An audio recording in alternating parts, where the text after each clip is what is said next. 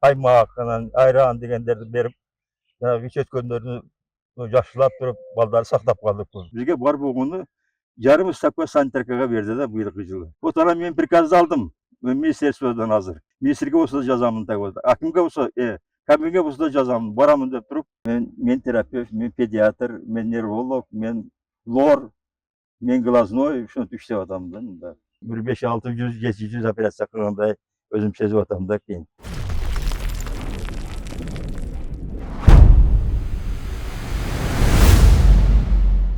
Мен өзүм биринчи мединститутты бүтүп, стоматология факультетин бүттүм да. Анан гражданский оборона боюнча хирургтарды даярдашыбыз керек деген уран чыкты ошондо Союзда. Анда Союзда жүрчүбүз да так вот. Анан баягы главный хирургка барып туруп, мен хирург болгум келет деп, анан заявление таштап, анан келип иштеп турдук Кулумдуда. Врач стоматолог болуп иштеп турдум. Кийин сентябрда анан бизге приказ келди. Уже обучениеге өтүшүңөр керек деп туруп, анан Ош областной больницасында ошол хирургияга барып, анан хирург боюнча окуп иштеп 4 ай.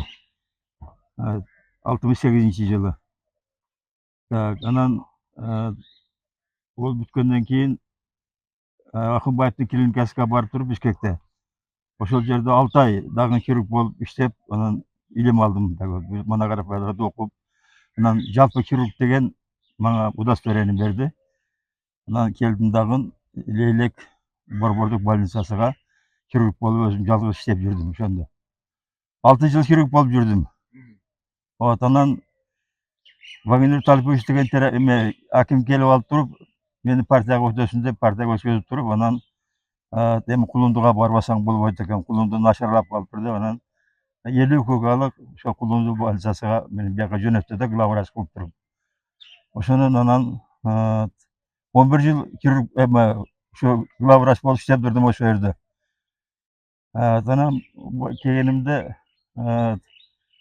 эми действительно начарлап кеткен экен, анан баягы здания жок. Детскийге дагы, терапевттерге дагы, анан хирургтарга дагы, инфекционныйга дагы жок. Бардыгынан аракет кылып, ошолорду орнотконго аракет кылып, Оша 60 деген баягы бир эме бар экен. Готовый үйлөр бар экен да.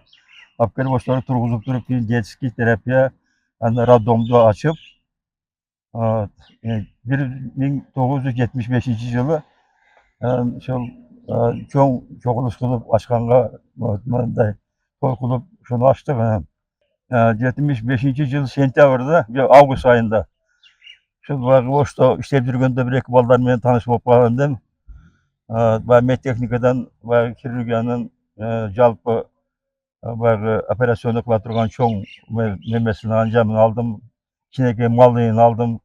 Анан эки бизге койка берди, мындагы операционный, перевязочный кылып туруп так вот. Ошолорду алып келип туруп, анан патологду текшерип балдарга, кийин бестеновый лампаны коюп туруп, 14 август күнү Камчыга деген бир кыз келип калып, аппендицит менен ошону операция кылып, анан ачтык деп туруп белгилеп койду хирургияны так вот.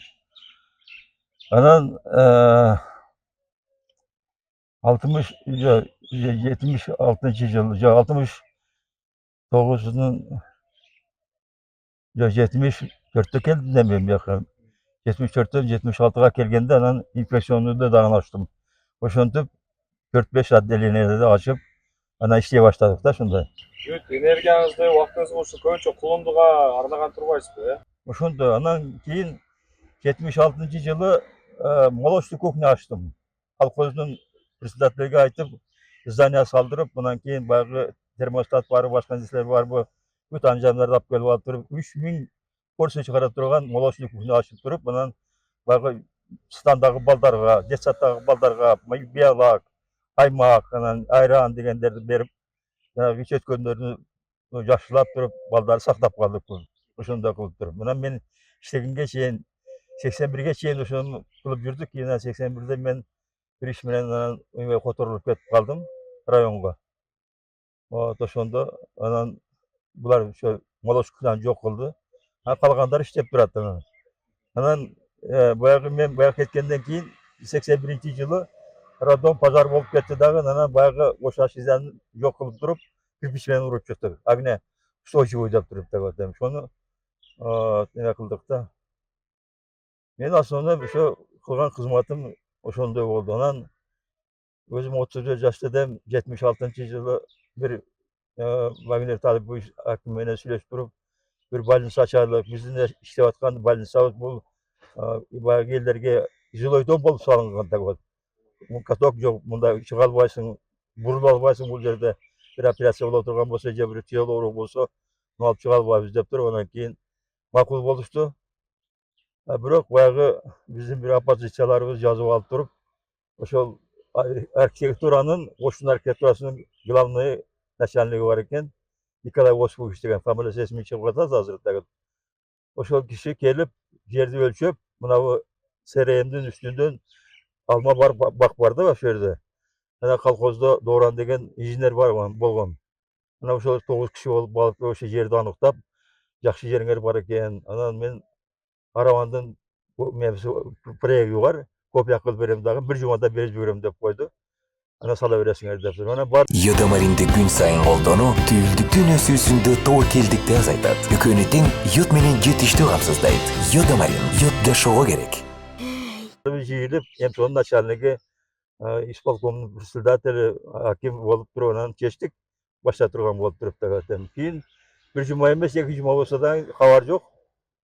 Анан көрсө, биздин оппозициялар кат жазган экен, ошо келип Базарбаевдин чайын ичип алып туруп, баары мас болуп кетти деп туруп, анан ошо эмеге Ренат Саттаровичка, ол киши обкомдо турган да ошондо.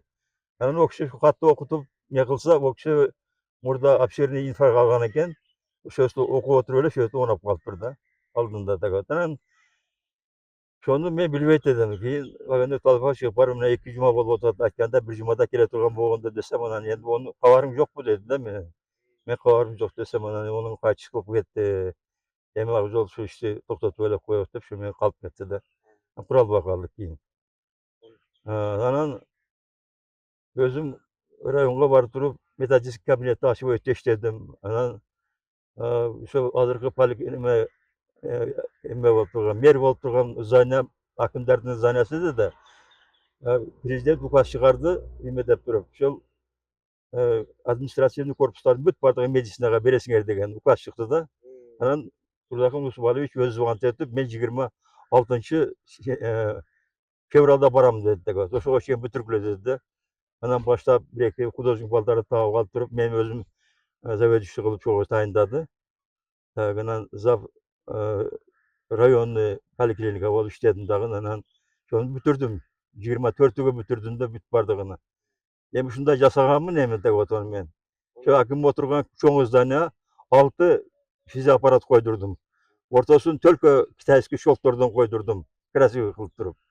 Анан 26 күн келе албадылар дагы, 28 күн келди Турдакын Усубалович. Аксакалдар менен күтүп алып туруп, анан кийин айландырып көрсөттүк.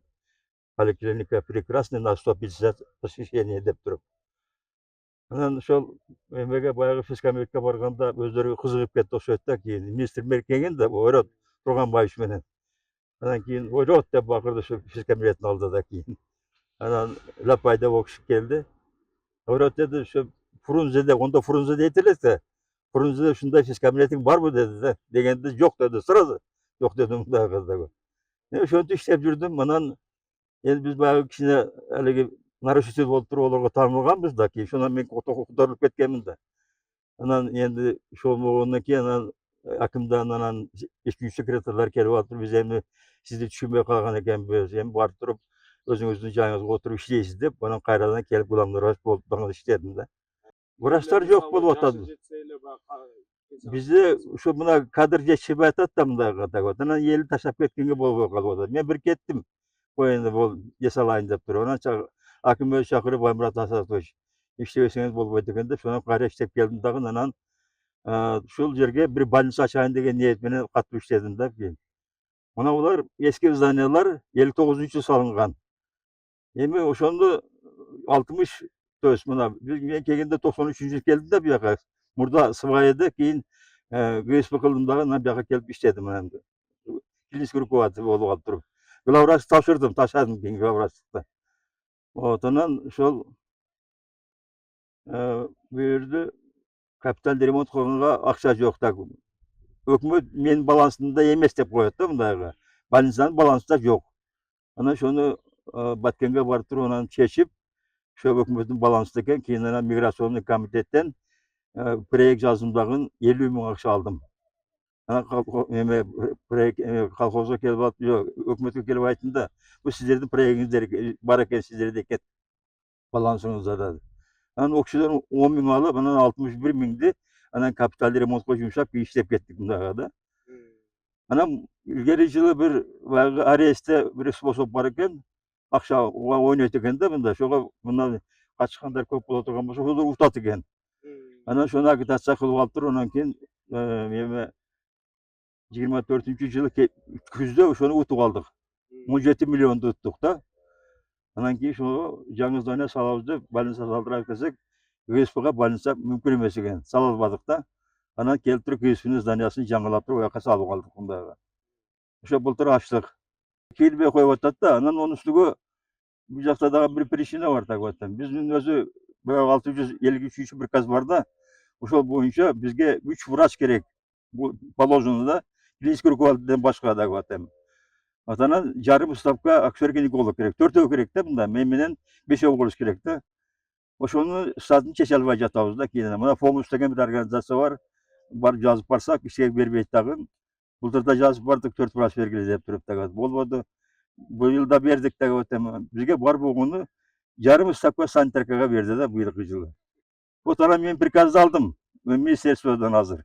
Ошону азыр быйылкы жылы тактап туруп, бардыгын кийин анан министрге болсо да жазамын так атат. Акимге болсо, кабинге болсо да жазамын, барамын деп туруп, азыр приказды окуп отурам бүттү бардыгына. Көрүштүрүп. Мен өзүм ден соолугумду сактап жүргөнгө аракет кылам так атам. Ошо гимнастика ойнойм, физкультура, диета, булардын баардыгын кармаймын да мындайга так атат. Анан ишти таштагым келбейт. Мен ушу элге кызмат кылайын деген эле ниетим бар. Вот ошо иштеп атам ошол аркылуу. Эме да. Эмне кесип? Жок, эми дарыгерлик деген биз мындайда мен сизге айтайын, 2004 жылы биз 3 жыл окудук. Бирден баштап 4кө чейин окуп туруп, анан кийин кошумча да семейный врач деген наам алдым дагы. Вот. Эми ошол семейный врач деген мурдагы Союздун убагындагы баягы жалпы врач деген сөз да. Ошо практикада. Ошентип анан кийин азыр мына өзүңө айтып бердим. Мен терапевт, мен педиатр, мен невролог, мен лор, мен глазной, ошентип иштеп атам да мында. Мындай эгерде азыр дарыгерликти мен каалабайм десем, менде начкөчүлүк болуп кетет, аны айта албаймын. Бирок менин максатым, мен баягы механизацияны бүтсөм деген ниетим бар эле. Ошол биринчи Хрущевдун убагында 1 жыл иштебесең, например, колхозго или совхозго так вот, институтка өтө албайт эдиң да. Анан ошо Москвадагы Тимирязев институтуга, ошо колхоз институтка барам дагы, ошо механизацияны бүтөйүн деген ниетим бар да. Раис өзү, Кудайберди Ниязматов, мага путевка берем деген, ошо жака барасың окуйсуң деп туруп да. Анан мен катторага иштеп коюп туруп, анан кийин баягы тракторлорду оңдой турган болуп калдым. Моторду алмаштырып бере турган болуп калдым 1 жыл ичинде эле. Анан садаганга чейин дагы бир жешепер деп мен жөнөтпөй койду да. Анан карасам зданиям жоголуп кетет, онан көрө мен барайын дагы бир жерге илешейин деп анан кийин жөнөп кеттик да. Баратсак анан поезддун ичинде 11 бала бар экен. Бүт бардыгы мединститутка тапшыра турган. Ошолорго кошулдум да, мен да мединститутка тапшырдым. Ошондон медик болуп калдым да. Эми буга нашыгүчүлүк эмес так, мына шунун аркасынан иштеп, мына балдарды багып, окутуп, мына элге кызмат кылып жатам ошол. Эми 6 жыл болсочу мен күнүгө жок дегенде 3 операция кылат эдим да. Бизде жалгыз иштегенмин да. Анан операция кылганда бирин бүтсөң экинчиси келип калат. Мурда биз операцияны ооруларды калтырчу эмеспиз да. Бизде экинчиде окуткан Ахунбаев өзү, Исаак Ананович. Раз болезненси барбы животто так бир жерде. Ошону операция кыласың, жок дегенде диагноз кососуң, болбосо ооруп калган болсо алып таштайсың деп үргөткөн да. Ошентип иштегенмин. Мен кадрымын Исаак Анановичтен, Ахунбаевден. Ошол 6 айды специально ошо Исаак Анановичтин колуга тапшырган да мени, окуйсуң деп туруп. Анан енді мына мен ушул хирург болом дегенден кийин эми баарын билишим керек да кийин. Ошол Бишкекте берги эмебиз бар бизде. Так, ошол жерге барып туруп анан монографияларды алып туруп жатып алып окуп күндүгө ошолорду илимдерди алганмын да кыскасы деп жакшынакай кылып туруп. Анан Саканович өзү бирде эми мен сени испытание кылып көрөйүн деп, мен бүгүн операция кылам деди. Боого. Анан сен ассистент болосуң деп атат. Анан ассистент болуп берип атам. Кийин бир момент бар да, баягы язычный немени нервти кыскан убакта адам сүйлөй албай калат да мындайга. Ошону кысып коюп кессең, нервти кысып коесуң, адам өмүр бою сүйлөй албай калат да. Ana ошондой кысканда, ана мени карагандай болуп калды да. Ана мен сразу баягы эжеге неме бердим, суроо бердим. Атыңыз ким эле эже? Айтып коюңчу дедим да. Ана сүйлөдү да кийин сүйүнүп, операцияны кесип алып туруп анан эми калганча өзүң тигип чык деди. Кийин кетип калдылар да. Анан бир күн ак жол мен бир ооруп келип калды. Мен ассистент болуп берем, сен операция кыласың деп калды. Олтур дедим да, аппендицит менен. 15 минутта мен даярдадым бүт бардыгын. Анан өздөрү карап отурду, калган бүтүр деп кийин чыгып кетти. Ошо менен анан ошол общий хирургияда отличие менен удостоверение берди. Келип иштедим ошол да. Анан айтам күнүгө 3 жөн эми. 5 жыл иштеген болсом, мына бир күндө 1 жылда канча күн бар эми деп атам. Ошолорду эсептегенде бир 5-600, 700 операция кылгандай өзүм сезип атам да кийин. Даже жүрөккө да бардым мен даже. Бир орус мугалим, онда баягы русификация кылам деп туруп, орустарды жака айдайт эле да кийин, орус тилиге окуткула деп туруп да. Сонда бир Москвадан бир кыз келген экен, анан тажиктер талашып кетип алып туруп, 3 тажик талашып, мына сага гам жок, менге гам жок деп жүрөгүгө урган да бычакты мындайга. Вот анан ошо келип туруп анан ошону операция кылып, анан хорошо жүрөгүгө бата кирген эмес. Анан зетообразный шоп салып туруп, кийин анан монографияда окуп чыктым. Бир неделе ошо койгонбойт экен да. Через неделю койгон экен. Ошондон кийин анан ашказаны пищевоттон тамак берип, баягыдан жууп туруп, тазалап жүрдүк. Ровно бир жумада көзүн ачты кийин. Ата-энелери келип анан ыраазылык рахматтарын айтып анан алып кетти. Ошодан калгандарда баягы мертвенный кишечник болгондо, анан холецистит операция кылганда, анан сөбөктөрдү сынып келгендерде ошо мен айтам, мен общий хирургияда иштегенмин да кийин. Анан ошолорду билип алып туруп, анан кийин бул аким мени кармап, анан мени хирургиядан чыгарып эме кылган, бирок келип алып үйдөн хирургияны ачып өзүм биякта улантып жүрдүм. Ол киши жөн эле дайра да, ушундай жакшы адам эди. Анан айтканын кылат, анан бир вопрос берсең жаны менен жооп берет, жардам берет, ушундай эме кылып туруп. Вот кыздар да колдорду иштеп жүрдүк кийин. Эми баягы судьба экен, бир авариядан өтүп кеттилер да кийин. Так жалко да ошо. Эми дүйнө боюнча биринчи ошо жүрөккө операция кылган киши да. Мына буяка келип иштегенимде кийин мында ассистентим жок. Операцион сестра менен операция кылдым да, бир ПМКда иштеген аял киши бар экен. Эми салмагы 100дөн ашкан аял, семиз экен. Анан аппендицит менен операция алдым дагы, анан ошону врачтарды коллега чакырат да, кийин ошко кетип калдык коллегага. Анан кечкурун звонок этип баягы аялдын акыбарын билип коеюн десем, старший сестрама айтып калды, операцион сестра, температура көтөрүлүп атат деди да. Кийин анан атам эмеге айттым, облздравка. Мен барбасам болбойт дедим, так бир операция кылганда ошо температура көтөрүлүп калды дедим. Анан кийин ол киши дагы өзү кирип болуп жүргөн да, кийин давай езжай деди. Келсем анан ошол мириң болуп кетиптир да мындагы. Эми семиз адамдын баягы кетип курсаганыңда кишекке калбайт экенсиң да. Мен чарбыны алып туруп кишекке кылып кеткенмин, ошо менен катып калат деп туруп, ондой болбой калып, ошол жыргылып кеткен дагы, анан ишектеги эмелер, боктор бүтүн баары ичке түшүп кеткен да мындагы. Анан Сайдулла Абдурахманов деген бар эле бизде, наркоз берет турган. Саматтан болот деди да. Анан Сайдуллага айттым, ошо наркотиктерди алып келип буга мага жардам бербесең болбойт дедим деп. Кийин анан түшүп келди. Анан наркозду берип, общий наркоз менен баягы ишини жууп, тазалап, анан бир челек ириңди алып, противоположный нелерди коюп, ага турган шереңгелерди коюп туруп, анан 10 күн жууп, анан тазаладым да. Ошо эсимде калды менин деп атам. Кийин жакшы болуп кетти, анан ошо менен ошол эсимде калды да.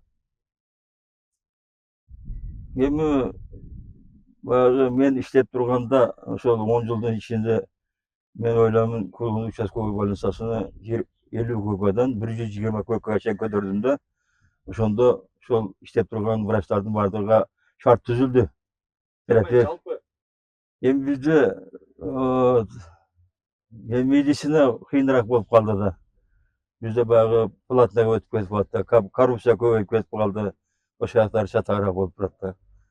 Эми ошону мына Акрамов деген бир профессор өзү дважды кандидат медицинских наук болуп туруп эме кылган. Ошол киши бир ыйлады деди.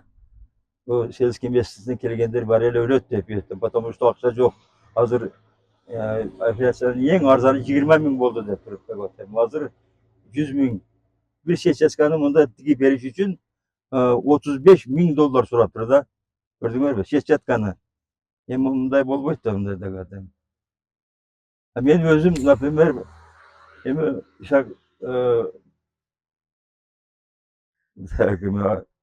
өзүбүздүн аксакалыбыздын жолун жолдоп, ошонун осуятын көп окуп иштеп келатамын.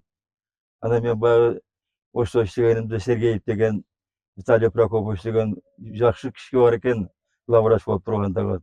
Ошол айтты да, жол деди, сен өсөт экенсиң, болот экенсиң, бирок деди, ошол акча сурабагын деп. Ошонун сөзү сөз, анан өзүбүздүн Исак акабыздын, Исак чоңобуздун, атабыздын сөзү сиңип турат мага деп атам. Мага операция кылып жүргөндө кой алып келип жатты, килем алып келип жатты, бүт баарын кайтарып, давай мереңе бер, башкага бер деп кайтарып жүрдүм так. Мына Катыраңдан бир аксакал бар эле, о киши. Анан мына Карылдак деп койду деп, Юлдашев Атакоз деген гражданский оборона начальник болуп жүрдү так. Тасы 81 жашта, оны операция кылдым деп атты.